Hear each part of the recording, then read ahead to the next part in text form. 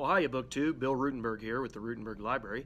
I wanted to bring you a video. I haven't done that for a while. I've had some plans for videos and just haven't had the time or the energy at the end of the day. And so I wanted to bring you kind of a weekly reading update, I guess. I haven't done a Friday Reads for a couple of weeks, so we'll call this my Friday Reads on a Monday morning and kind of let you know where I'm at with my reading. As many of you know, I made huge plans at the beginning of the month. I thought possibly I could get 10 books done. And I don't know if, after last year's COVID, when we got out of school, that I forgot how busy March gets. But yeah, it's busy. And so my original plans, there is no way I'm getting 10 books read. But I will finish with probably at least 6, maybe 7, but probably 6 books for the month, and so I'm pretty happy with that. But anyway, this could be the Friday Reads for the last 2 weeks. I have finished 3 different books in the last 2 weeks, and the first one that I finished back on the 14th was a buddy read that I was doing with my daughter. It is Catcher in the Rye by J.D. Salinger. And we were going to do a buddy video. Maybe we still will. I am not sure. Both of us are struggling with this book. I probably disliked it more than she did, a lot more. But she did not like it either. Neither one of us really, we could not get into this book. I mean, we understood the main gist of it, but honestly, BookTube, I thought it was a terrible book. I am not sure why it gets so much hype. And at the end of reading Catcher in the Rye, I felt like I wasted a couple hours of my life. But, that happens. Sorry if this is one of your favorite books, but for me, it is definitely not one of my favorites.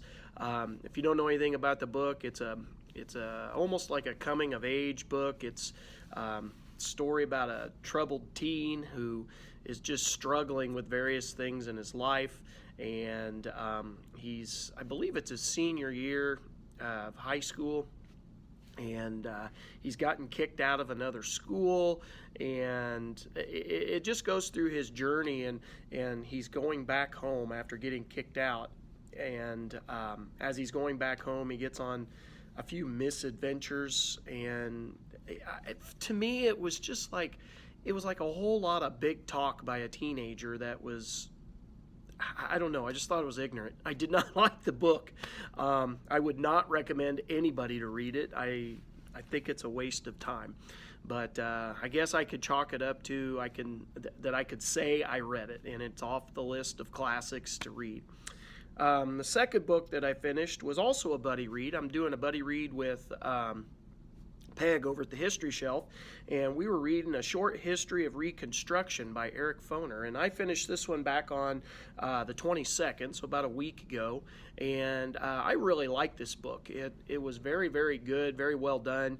It is a shorter version of his original ginormous book that he put together on Reconstruction, which I know Peg has already mentioned she's going to buy it and read it.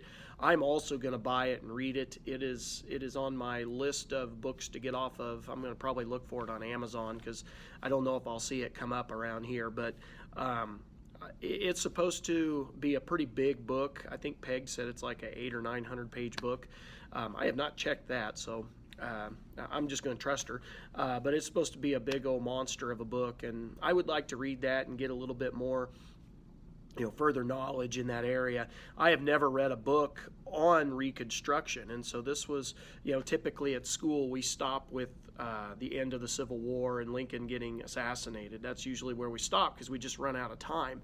And so for me, this was all brand new territory. I mean, I knew the general gist of it, but I'd never done any in-depth reading, so I just enjoyed it. I enjoyed looking at all the different plans, like different stages of Reconstruction, all of the different plans that were put together, all of the different political factions that were working either with each other or against each other. I thought it was a pretty good look. Granted, it's a shorter edition, but I still think it was fairly thorough for being, much, much shorter than the original book. So I would highly recommend it. Peg and I are going to, I believe, do a video on this here soon. So I'm looking forward to talking with Peg about it. She's probably going to run circles around me because a lot of this stuff was, like I said, brand new to me. So she's look forward to listening to her go on, and I'll just kind of chime in my two. I don't even know if I have 2 cents on this one. It might be only 1 cent. So the third book that I finished would have been for March Mystery Madness. This was Death Without Company. It was by Craig Johnson. I finished that on the 24th, and it was a Walt Longmire mystery. It was book 2 in the series, and thoroughly enjoyed it. All about if you're not familiar with the series, they take place up in Wyoming, and Walt Longmire's the sheriff of Absaroka County, and he's always dealing with murders in this small county. It's kind of amazing how many murders happen in such a low populated area. But anyway, he's having to deal with these different murders, and in this book it's about a lady who is murdered in the nursing home, and people are out to get her money. And back in the I believe it was 50s, really early 1950s, she'd had a bad marriage and terrible husband, and there's some murder and intrigue that go into this, and it's all about who murdered her and why did they murder her. I don't want to tell too much just because I don't want to give away the story, but I would highly recommend it. I thought it was really good. Pretty short read, a couple hundred pages. Real good, though. And right now, what I'm working on is another buddy read that I'm doing with Brian, and we are reading The Civil War and Narrative, Volume 1 by Shelby Foote, and it's a good-sized book. It was part of my March of the Mammoths, which there is no way I'm getting that done this month, but I'm going to continue working on it through April, and that's what I worked on quite a bit this weekend, and I think I got 100 more pages read this weekend, and I just finished up where General Grant has just had victories at Fort Henry and Fort Donelson, and it's really interesting. It's talking about the politics between the generals and just the different styles of the generals.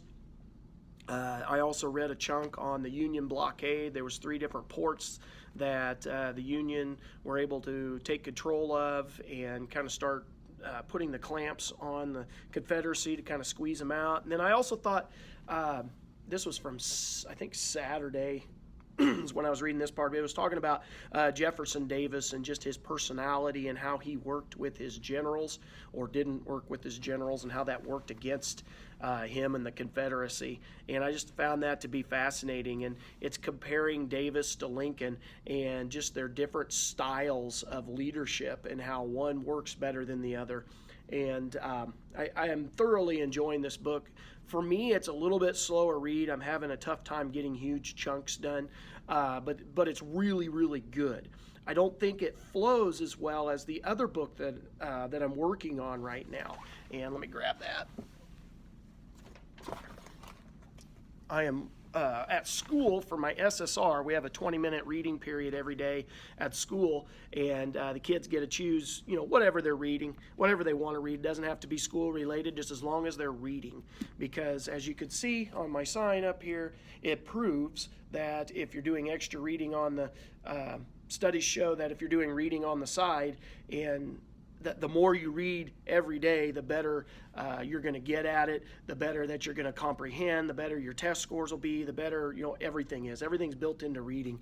And so for my SSR book, when the kids are reading, I am reading Volume 2 of Bruce Canton's Civil War trilogy, The Terrible Swift Sword. And so this is really good. This one reads really, I think it reads much faster than Shelby Foote's. Shelby Foote's is almost poetic, the language in it. I love it. It's good. It's just, for me, I read it slower. And so I'm enjoying this because I'm reading it, a whole lot faster. I'm let's see, 42 pages in, and if I was to put my mind to it, I could knock that out fairly quick. And it'll probably be one that I'll continue as my SSR, and then over the summer I'll take it home and finish it off, whatever's left, because I could only get, in 20 minutes I can't get a ton done. But thoroughly enjoying this. This book here, let's see here.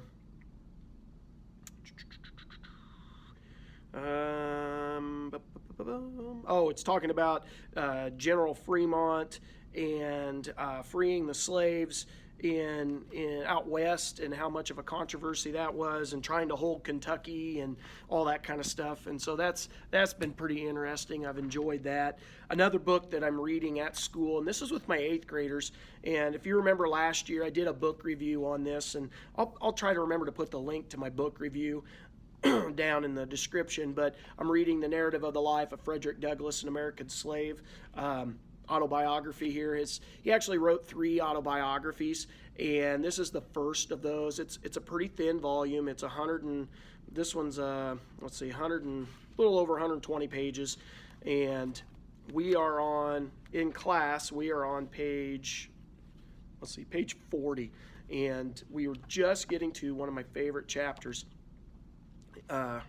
The other class was getting ready to get to they're a couple pages behind, but they're getting ready to get to one of my favorite chapters, and it's where Frederick Douglass gets sent to Baltimore to be a playmate for one of his master's kids, and he starts talking about how Mistress Lucretia starts teaching him to read, and it was one of the game changers. And I try to stress to my kids how important reading is and learning.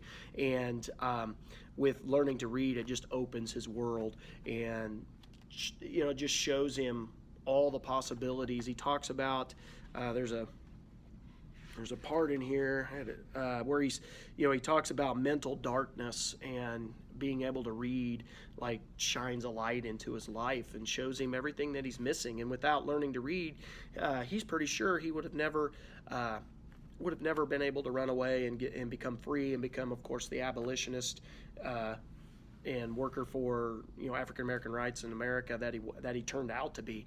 And so it's just a wonderful chapter, and I covet that chapter just because I look at what reading did in my life and how it opened my world, and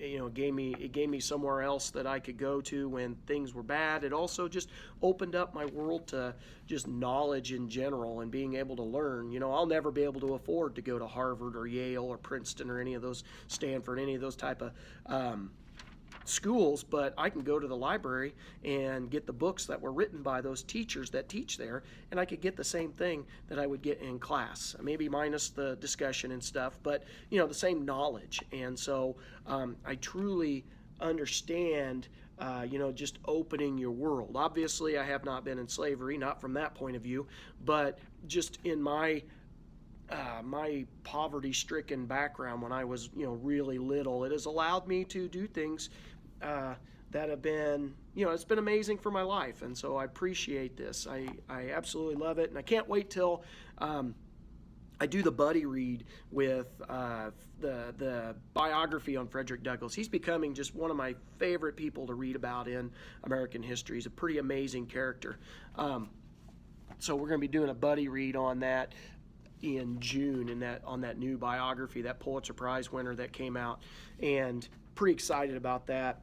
I'm also reading, I'm kind of embarrassed because I can't think of the name of the book, but I'm also reading a book at home that's a fiction book. I'm reading this one before I go to bed, but it is about 2 brothers that are growing up during Reconstruction in Richmond, and they're facing the aftermath of the Civil War, and they're involved in the Ku Klux Klan, but they're also blending. One of the brothers, anyway, is blending into the African American schools, and he's learning to read, and he's got dyslexia, and so he's trying to overcome some challenges there, and he's facing all of these excuse me, being pulled 2 different ways on how to believe.